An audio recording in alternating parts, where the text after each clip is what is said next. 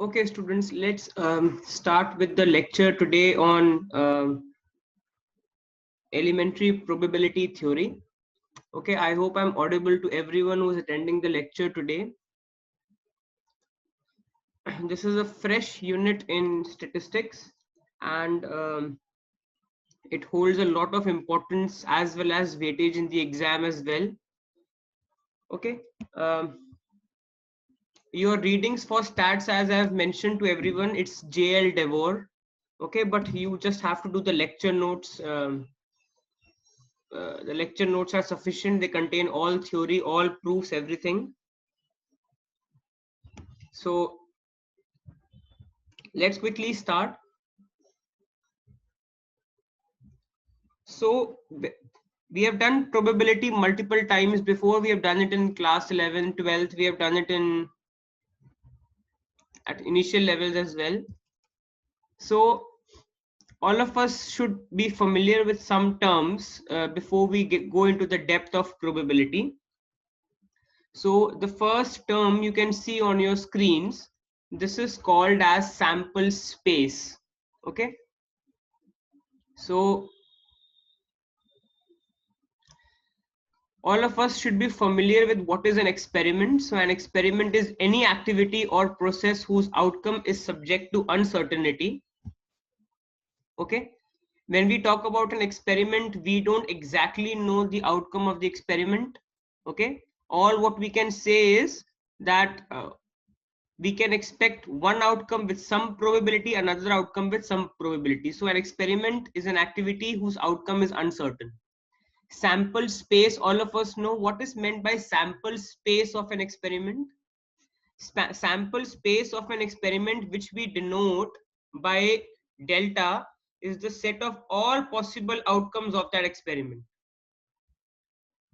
Okay. So when we talk about sample space, it will consist of all possible outcomes of that particular experiment. For example, you can see on your screens, suppose we conduct an experiment of examining whether a single fuse is defective. Suppose you want to see whether a single fuse is defective or not. So my sample space delta will be the set of two outcomes, either defective, which stands for D, or not defective, which stands for N. So my sample space will be the set of N comma D. Okay, suppose I have 3 fuses and I need to check whether the fuse is defective or not. What are the options I have? All of you can see on your screens. One possibility is all the three fuses are not defective, N and N. Second possibility is that first two are not defective, but the third one is defective. And similarly, so I can come to the white screen to explain it. Okay. Suppose there are three fuses being selected, and I need to check how many of them are defective and how many of them are not defective. So if I'm selecting three fuses, what are the possibilities I have? Either all of them will not be defective, or all of them will be defective, or I'll have a possibility of first two not defective, third one defective, or a possibility of not defective, defective and non-defective, or I'll have a possibility of D and N, okay, or I'll have a possibility of D and D, or I'll have a possibility of DDN, or I'll have a possibility of NDD, okay. So you can see there are how many possibilities? All of you can see the number of possibilities on your screens. There are 8 possibilities, okay. In general, you see, you must have done this in school also, that in general, how many outcomes we have when we have two options, how many outcomes we have? 2 to the power n. So in this particular case, we have 3 fuses. So if we conduct an experiment, the sample space will consist of how many elements? The sample space will consist of 2 to the power n elements. So delta, which is the sample space, will consist of how many outcomes? 2 to the power n outcomes. In this particular case, what was my n? My n was 3 fuses. So 2 cube, which is 8. I hope all students are clear with this. Okay, so till now, what have we done? I'm quickly revising. We have done what is meant by an experiment. Any activity or process whose outcome is subject to uncertainty. What is meant by sample space? Sample space of an experiment includes the set of all possible outcomes of that experiment. Suppose we want to see whether a single fuse is defective or not, sample space will just be either you'll pick up a defective fuse or you'll pick up a non-defective fuse. Suppose you consider an experiment of picking up 3 fuses in sequence to see whether they are defective or not. Answer will be 2 to the power 3, which is 8. Okay. Suppose you pick up 2 fuses. Let's take up that case also. Suppose I take up 2 fuses. Suppose my n was 2 fuses. And we need to check whether they are defective or not defective. Then in that particular case, my sample space will be NN, DD, DN and ND. This will be my sample space. It will consist of how many outcomes? It will consist of 2 to the power n, which is 2 to the power 2, which is 4 outcomes. Okay, then let's continue.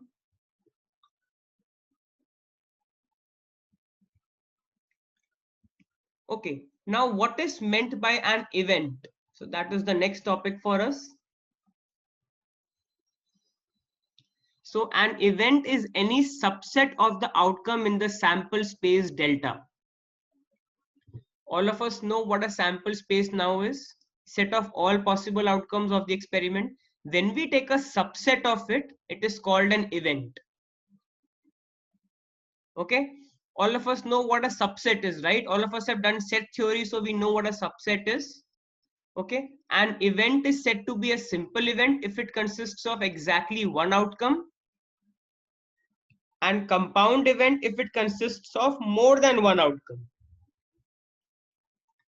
Okay. You can read the note in general, exactly one simple event will occur, but many compound events will occur simultaneously.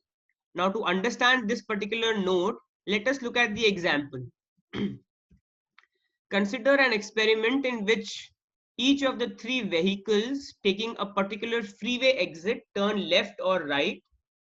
Okay. The sample space is given to us. You can see it. Now, what are the possibilities we have? There are three vehicles and they can turn either left or right. So what are the particular possibilities we have if we want to list them?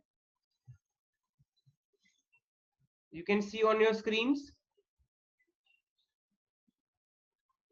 Again, you can see that there are three possibilities. Okay. So I can come to the whiteboard to explain.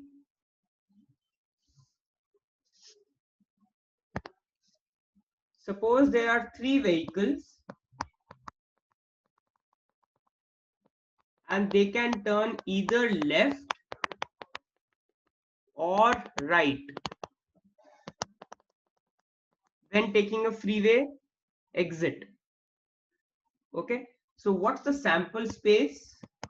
Sample space will be either all three can turn left, or first two can turn left, third one can take right, or left, right, or right, left, or right, right, or right, left, or left, right, and the last option would be right. This is my sample space. Now consider the following events. Consider the following events. Suppose A is the event exactly one of the three vehicles turn right. Exactly one of the three vehicles turn right. So what will my answer be? If exactly one of the three vehicles turn right, it means I'll take up this LLR because exactly the third vehicle turns right. Similarly, I'll take LRL and I'll take LLR or RLL.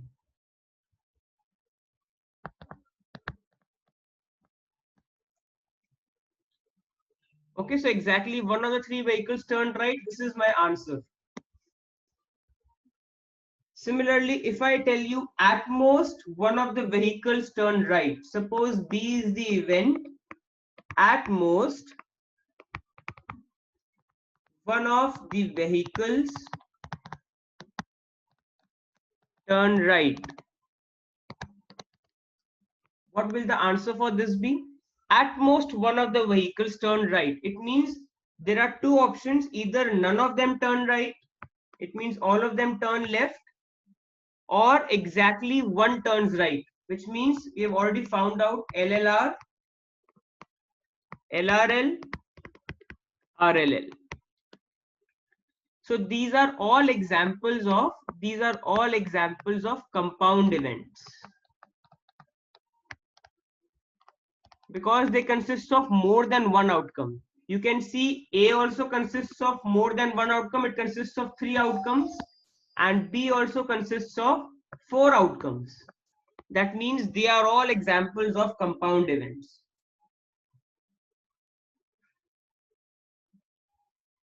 Okay, now to understand the note, suppose this experiment was actually conducted to see whether the vehicles take left or right on the freeway exit. Suppose the experiment was actually conducted, and suppose the outcome came out to be LLL. Suppose the outcome came out to be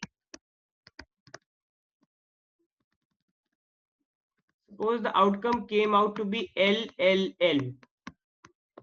Suppose when the experiment got actually conducted, all three vehicles took the left exit. Now you can see this is a single event. If you can see, this is what This is a simple event. Why is it a simple event? Because it consists of exactly one outcome. But you can see multiple outcomes, multiple events are occurring simultaneously. Why? Because LLL is occurring here also. At most one of the vehicles turn right. Okay, so when a simple event occurs, compound events also occur simultaneously. When I say that all the three vehicles have turned left, that's a simple event. But then that event is also a part of B. At most one of the vehicle turns right. Now at most one of the vehicles turned right also includes LLL. So what we learn from this is, I am writing it on the screen. What do we learn? In general, exactly one simple event. In general, exactly one simple event will occur, but many compound events occur simultaneously. But many compound events occur simultaneously. It means at one particular point of time, only one simple event will occur. But many compound events will occur simultaneously along with it. I hope this is clear to everyone. Anyone who has any doubts can ask. This is solved in the lecture note also. You can see this. It's exactly the same what I've discussed on the whiteboard. Till here, anyone has any doubts? I'm open for doubts.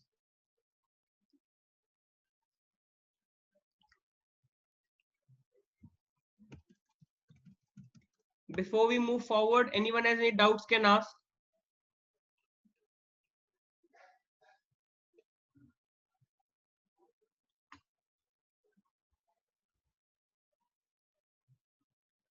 Okay, then the next thing, relations from set theory. So we are now combining set theory with probability. Okay, so let's look at the following terms. What is meant by complement? So all these terms we have done in set theory also. We are revising them and we are now adding probability to it. So when I talk about complement, the complement of an event A denoted by A complement is the set of all outcomes in the sample space that are not contained in A. Set of all outcomes in the sample space that are not contained in A. Union, all of us know, the union of two events A and B denoted by A union B is the event consisting of all those outcomes that are either in A or in B or in both the events. So when I talk about A union B means outcomes either in A or in B or in both. Another way of talking about union is all outcomes in at least one of the events. So whenever in the question you see at least one means union only. They are asking you union only. Okay. Then what is meant by intersection? So the intersection of two events A and B denoted by A intersection B is the event consisting of all outcomes that are in both A and B. Set of outcomes that are in both A and B. So when I talk about union, it means or. When I talk about intersection, it means and. So I hope all of you are comfortable with the three operations. A complement means set of all those outcomes in the sample space which are not contained in the set A. Union means set of outcomes either in A or in B or in both. Another name for union, at least one. At least one of the events means union only. Intersection When I talk about A intersection B, set of outcomes that are in particularly in both A and B. Okay. You can see the following example. We are given the sets A, B, and C. You can see on your screens. A is 0, 1, 2, 3, 4. The sample space is 0, 1, 2, 3, 4, 5, 6. B is 3, 4, 5, 6, and C is set of 1, 3, and 5. Now, if I have to find A complement, what will I do? From the sample space, I will remove A. If I remove A from the sample space, I get 5 and 6. That is my A complement. Okay. What will A union B be? A union B will be, you just add all elements in A and all elements in B. So that will be 0, 1, 2, 3, 4, 5, and 6. And you can observe A union B is nothing but the sample space delta itself. If I have to find A union C, again add elements of A and C together in one particular set. So 0, 1, 2, 3, 4, and 5. A intersection B is the common elements of A and B. So if you look at A and B, what are the common elements? The only common elements of A and B are 3 and 4. So A intersection B is 3, 4. Common elements between A and C are only 1 and 3. So A intersection C is set of 1, 3. And A intersection C complement. A intersection C complement means first you'll find A intersection C.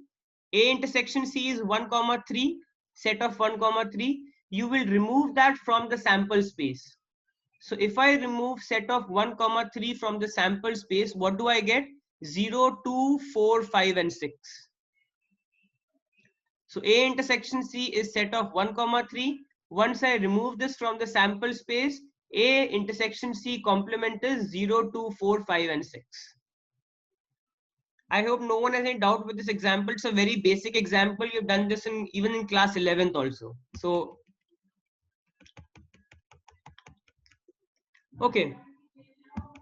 What is meant by mutually exclusive and mutually exhaustive events? So that's the next definition for us. So first of all, let's come to mutually exclusive events. So when are events said to be mutually exclusive? If they have nothing in common. That means their intersection is a null set. How do we denote the null set? Remember, we use the denotation phi. So let phi denote the null event. That is the event consisting of no outcomes. When the intersection between A and B is exactly equal to phi, we say that A and B are mutually exclusive, and a synonym for mutually exclusive, disjoint events. A and B are disjoint. Disjoint means they have nothing in common. Okay, so coming to the whiteboard, we can draw Venn diagrams for all of these. We have done this in maths also before. Just a quick revision.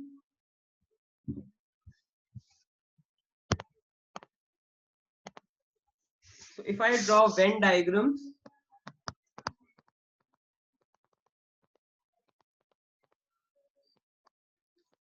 the first thing we need to draw, okay,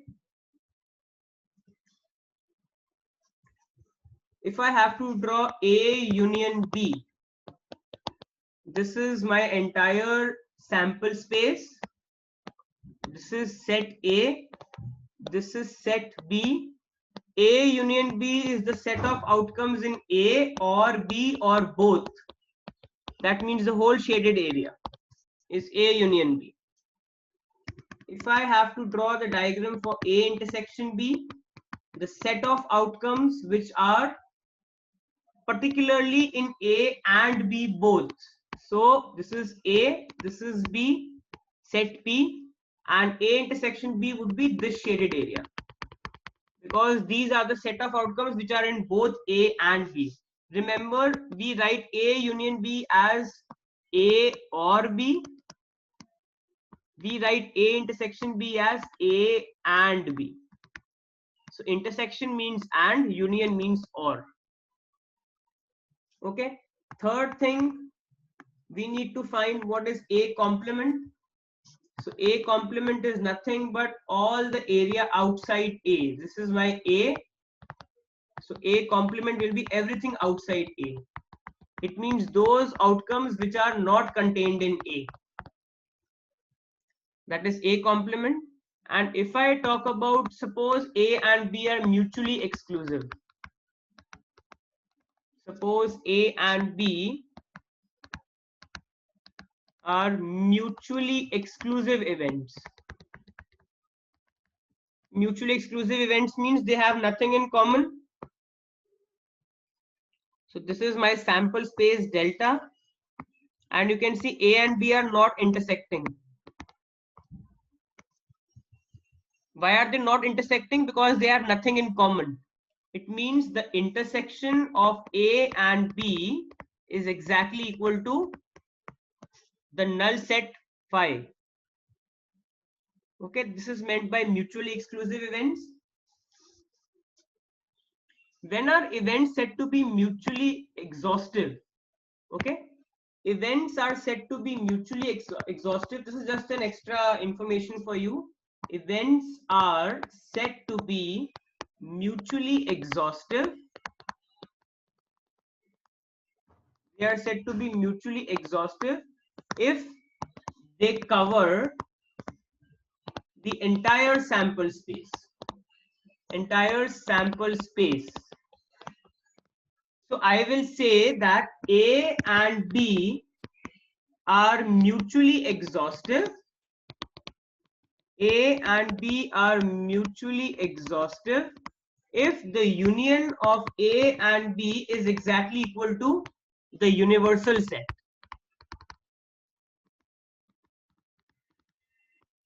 If the union of A and B gives me back the universal set delta, it means the events A and B will be mutually exhaustive. Okay. I hope all of you are clear till here. Open for doubts if any.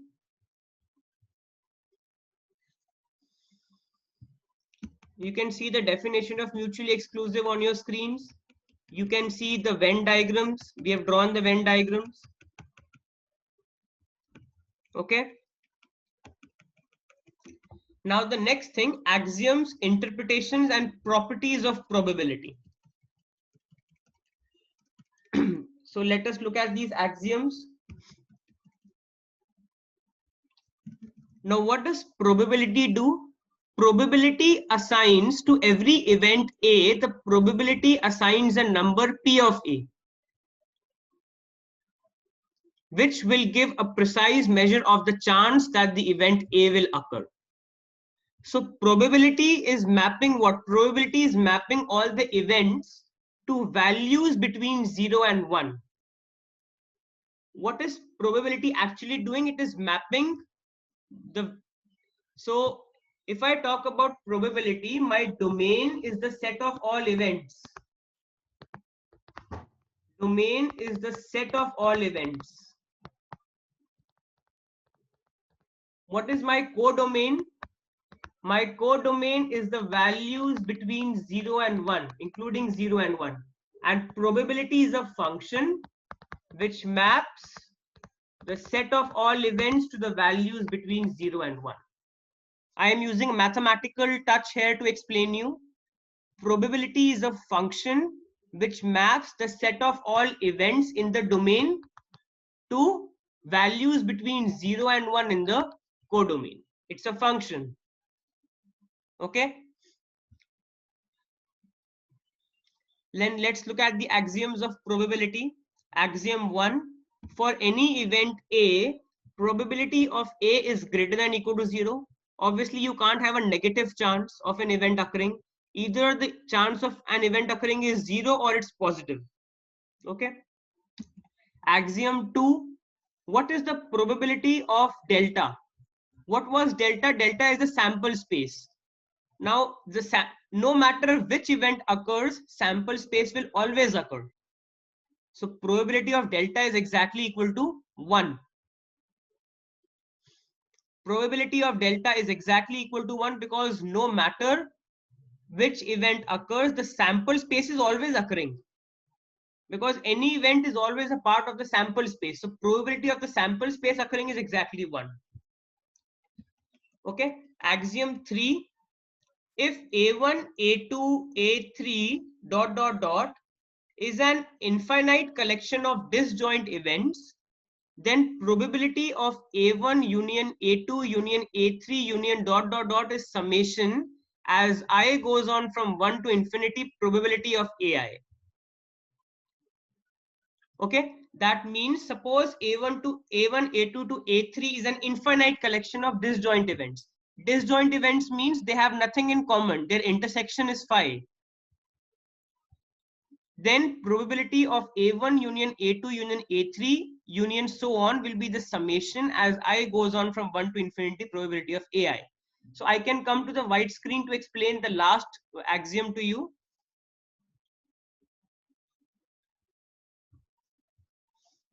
Okay, so this was axiom 3.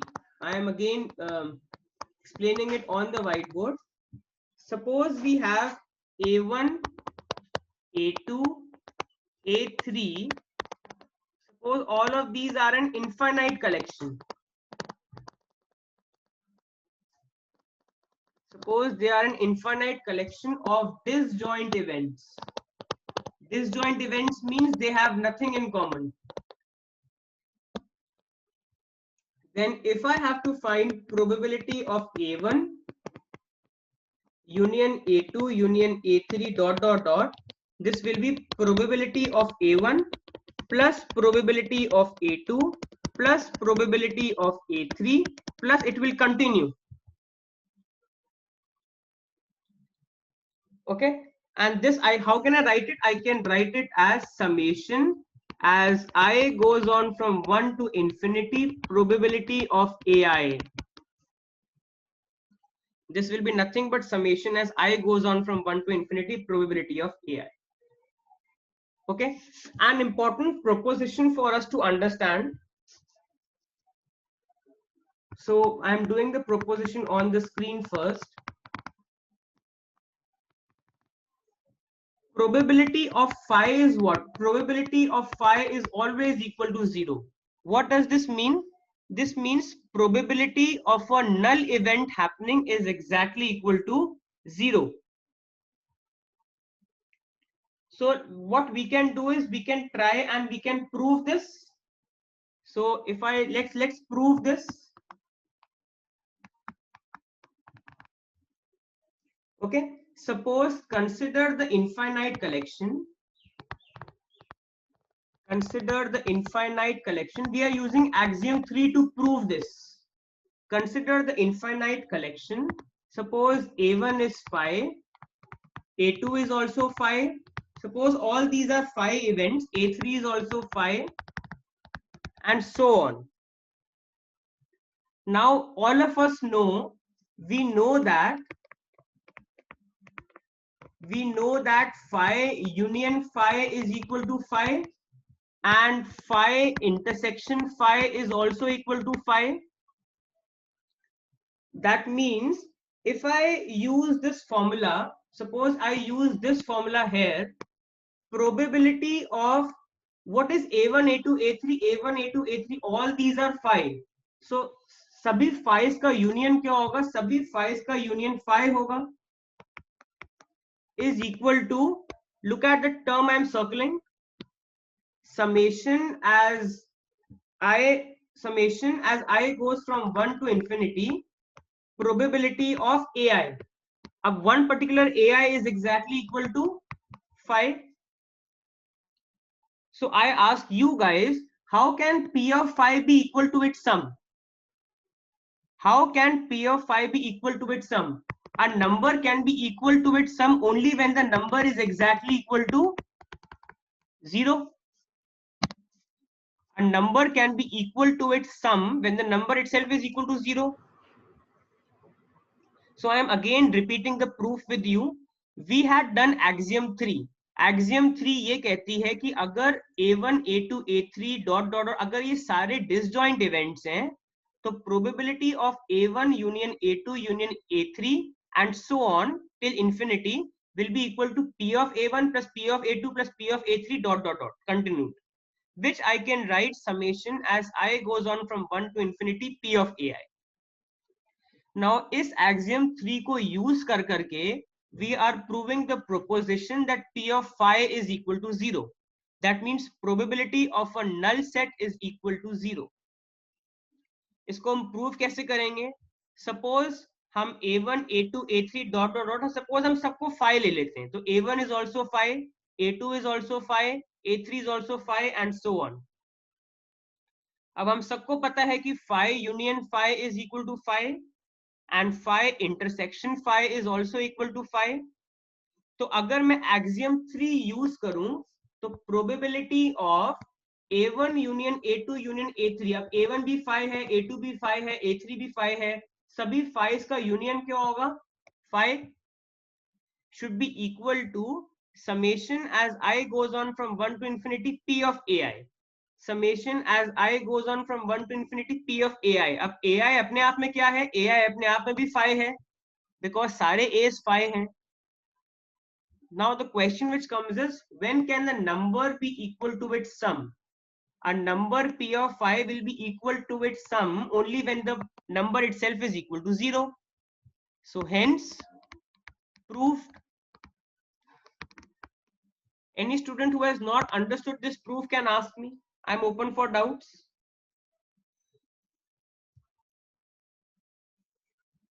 In case you have not understood the proof, you can ask me.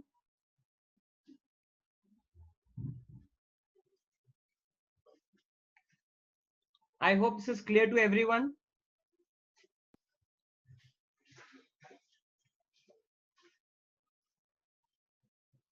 Okay, let's come back to the lecture note then.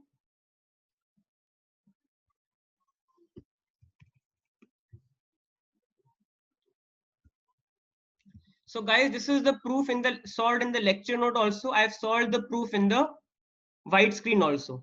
Okay, anyone who wants the white screen, I can send it to you, but anyways the lecture notes will be mailed to you. Okay. So the next thing, look at the example.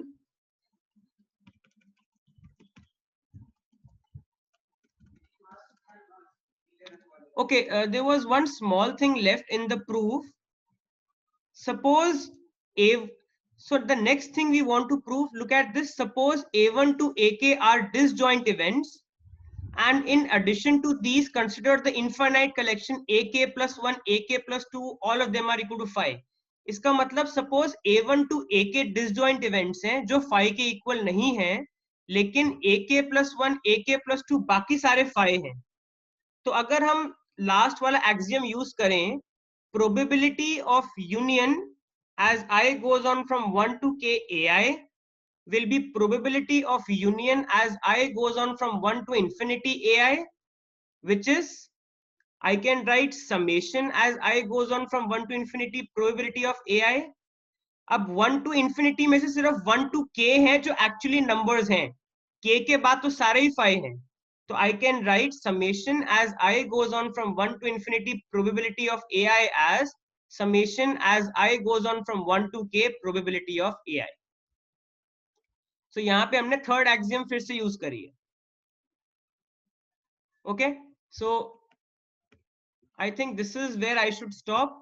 Any doubts to anyone you can ask. Anyone who is unclear with the proof has a doubt can ask me.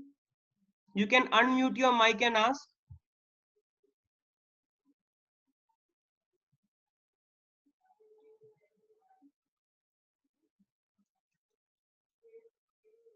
Anyone who has any doubts can ask before we close the meeting.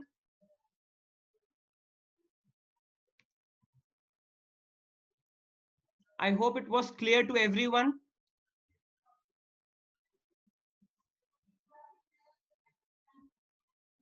Okay, so this is where I stop.